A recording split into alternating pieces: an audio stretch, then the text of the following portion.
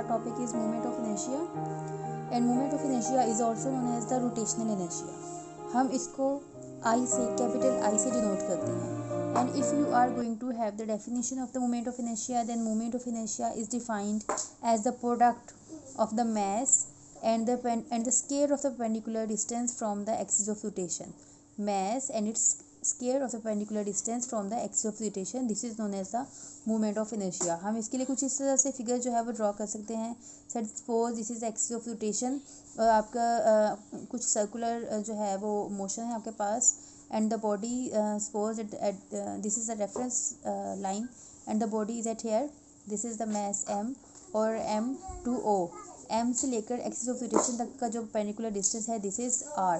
तो इस केस में आप मोमेंट ऑफ इनर्शिया को I से डिनोट करेंगे and that will be equal to M R square. This is the equation and definition of the moment of inertia.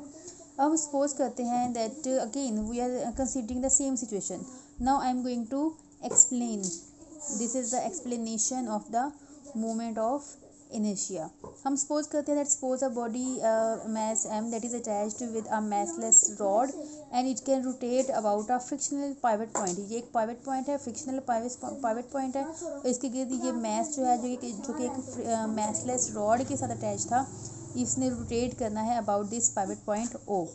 तो अगर हम देखें that the system is in horizontal plane, तो हम कह सकते हैं कि जब तक इस मैस के ऊपर कोई फोर्स अप्लाई नहीं होगी ये मैस मूव नहीं करेगा. So according to the Newton second law of motion F is equal to M A की इक्वेशन हम इजीली यहाँ पर अप्लाई कर सकते हैं. This is the mass m of the body. Force F जो है वो अप्लाई की जाएगी और बॉडी जो है वो मूव करना शुरू हो जाएगी. But the movement of the body is angular, that is in circular, that is a circular motion. Here the motion is not in a straight path, that is in a circular motion. So this A that can be replaced by the alpha. And how it can be replaced by alpha? We know that we are having a relation between the linear and the angular acceleration by A is equal to R alpha. So this equation number 1, it will become F is equal to M R alpha. Now because in rotation we usually take the term torque, and tau is equal to R cross F, or we can say that is equal to RF. In this equation if we put the value of the F that is here, this is equation number 2. अगर हम equation number 2 से F की value को यहाँ पर put करें, so it will become R, F की जगह पर M R alpha. So this tau equation it will become M R square alpha. This is the tau. अब यहाँ पे अब this is the equation number 3. If you can compare this equation number 1 and 3 with each other, so you can see that in place of the force we are having a tau in equation number 3. In place of the linear acceleration we are having angular acceleration in equation number 3, and in place of the mass we are having m r square in equation number 3. तो अगर हम इसको थोड़ा सा match करें तो tau this equation will become tau is equal to m r square. From the definition of the rotational inertia, m r square that will become equal to I alpha. So this is our equation for the tau. This is equation number 4.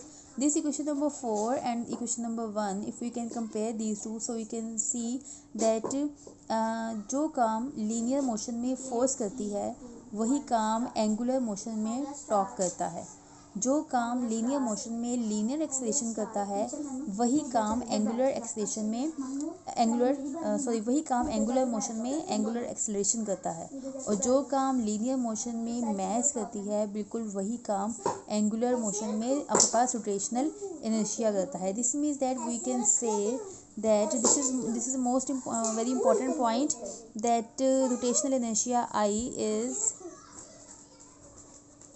angular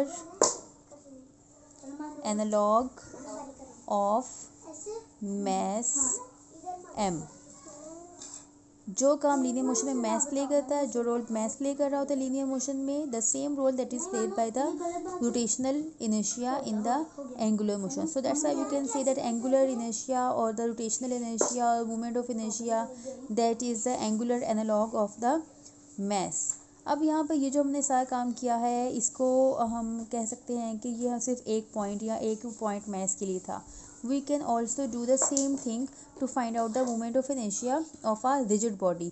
Rigid body आपके पास कोई भी shape हो सकती है. It can be a loop, it can be a sphere, it can be a disc or the cylinder, or it can be a ring or the hoop, it can be a thin rod, it can be of any shape. So I'm going to take an irregular shaped body and this is a rigid body. और इस rigid body के यहाँ पर हमने एक whole कर दिया है. यहाँ पर आप कोई भी नेल यानी कि कील लगा दें. अब इस बॉडी को आप यहाँ से पकड़ेंगे और रोटेट करवाएंगे तो ये अबाउट दिस पॉइंट जो है ये रोटेट करना शुरू कर देगी. So this O is known as the axis of rotation of the body. अब यहाँ पे हम डिफरेंट पॉइंट मैसेज जो है वो ले सकते हैं. Because this body is a bigger body so it will be having a large number of the mass particles in it. तो हर मैस पार्टिकल का जो परपेंडिकुलर डिस्टेंस है from the axis of rotation that will be different. Suppose that we are having the mass m1. अब यहाँ से m1 से लेकर o तक का जो डिस्टेंस है it will be r1. This is the mass m2 से लेकर o तक का जो डिस्टेंस है इट विल बी r2. यहाँ पे आपके पास m3 हो गया, डिस्टेंस विल बी r3. और होते होते होते आपके पास बहुत ज़्यादा मैसेज हैं. We are having n number of masses. तो यहाँ पे आप कोई भी पॉइंट ले लेते हो, it is the nth mass और जो डिस्टेंस होगा दैट विल बी rn. अब हर एक के लिए moment of inertia find out करने का तरीका बहुत ही सिंपल है. सिंपली आप क्या करेंगे कि टॉप फाइंड आउट करेंगे हर मैस पार्टिकल के लिए. तो फर्स्ट मैस पार्टिकल के लिए जो टॉ होगा दैट विल बी टॉ1 and that will be according to this equation it will become m1 r1 square alpha 1. Second particle के लिए जो टॉक होगा दैट विल बी टॉक2 that is equal to m2 r2 square alpha 2 in the same pattern. और इसी तरीके से होते होते जो nth पार्टिकल के लिए आपके पास टॉक बचेगा that will be tau n that will be equal to mn rn square alpha n. अगर आप टोटल टॉक फाइंड आउट करना चाहते हैं then what you have to do, you have to take the sum of all these torques. आपके पास total talk जो है वो आपके पास आ जाएगा. और इधर सिंपल सब इक्वेशंस के जो आपके पास राइट हैंड साइड है आपको उसको ऐड करना पड़ेगा. तो यहाँ पे आपके पास इक्वेशन आ जाएगी ये. आप देख सकते हैं कि हमने सब जो इक्वेशंस हैं उनको ऐड कर लिया है और इन इक्वेशंस में हमें एक कंटिन्यूटी जो है वो नज़र आ रही है. Because I have taken this as a rigid body और रिजिड बॉडी के सब पार्टिकल्स का जो एंगुलर एक्सेलेरेशन होता है दैट इज़ सेम. तो अगर एंगुलर एक्सेलेरेशन सेम है this means that there is no need to take alpha 1 alpha 2 alpha n.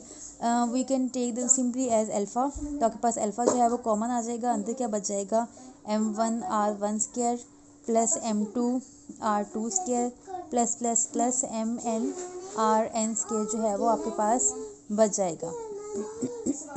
Now this thing we can apply a summation over here that summation I is equal to 1 to n mi ri square and alpha, and this whole thing it can be replaced by the moment of inertia. As we know that for a single particle the equation of the moment of inertia I is equal to mr square, and if the body is a big one and it is having a large number of the particles having different point masses, और जब हमका सबका talks जो है वो add कर लेते हैं तो जो टोटल समेशन में आपके पास पार्ट आता है that can be replaced by the total moment of inertia. So this whole thing summation thing that can be replaced by the total moment of inertia and this alpha will be same.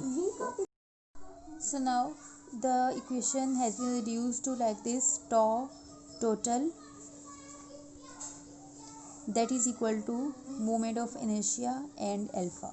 Here this moment of inertia is actually I is equal to total moment of inertia that is equal to summation I is equal to 1 to n mi ri square. This is the moment of inertia of a rigid body. अगर हम यहाँ से देखें तो हम moment of inertia का जो unit है वो भी फाइंड आउट कर सकते हैं. Unit of the moment of inertia that will be equal to unit of the mass is kg and unit of the r that is metre. So r square means metre square. यहाँ से आप इसकी dimension जो है वो भी calculate कर सकते हैं. Dimension that will be equal to kg means mass, m means metre means l square within the square bracket. So this is the dimension of the moment of inertia. Moment of inertia की dimension ml square within square bracket. So this was all about the moment of inertia, or you can say the rotational inertia. Students यहाँ पर कुछ shapes हैं different, कुछ bodies हैं और इनके movement of inertias की इक्वेशन भी दी हुई हैं. These are very important from a point of view of the numericals. अगर किसी न्यूमेरिकल में आपको कहा जाता है कि जी थिन रॉड का movement of inertia find out करें, then you must be very much aware कि थिन रॉड के मूवमेंट ऑफ इनर्शिया की equation I is equal to 1/12 ml² है. इसी तरीके से थिन रिंग और हुप के लिए I is equal to mr², solid disc के लिए I is equal to half mr² और सफ़ेयर के लिए I is equal to 2/5 mr² की इक्वेशन है. If you are knowing the values और equation of the movement of inertia of these shapes, then it will be very much easy to solve the numericals relating to these shapes or the bodies.